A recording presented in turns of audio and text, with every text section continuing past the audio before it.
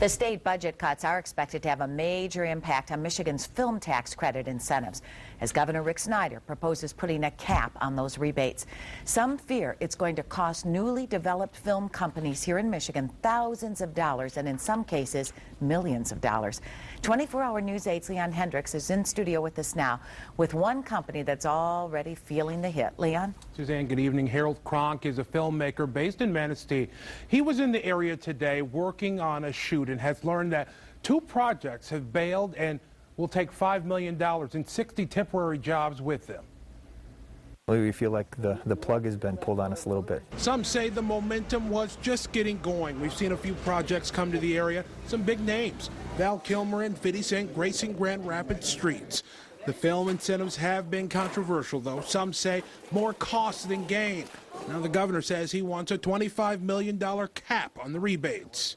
We've seen one rebate check of just over $200,000 go back from the $1 million of expenditures, and that's over 18 months. So those dollars are turning over in the economy several times, and we think it's a good thing.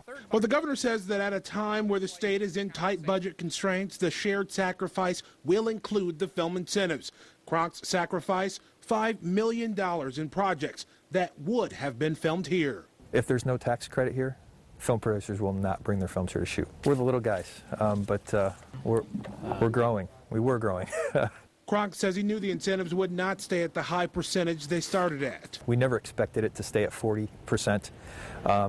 We knew that was something to try to help get infrastructure built. But he says the cap would quickly be met by big projects, and smaller companies like his would be left in the dark. And what's Michigan got to offer? Oh, this. You know, you got to drive a couple hours out of Los Angeles to find something like this. When we actually get the producers here from Los Angeles, they are blown away by what West Michigan has to offer. I appreciate where they're coming from, but we had to make some tough calls here and think about the long term. And Cronk and crew are in it here, as long as they can be.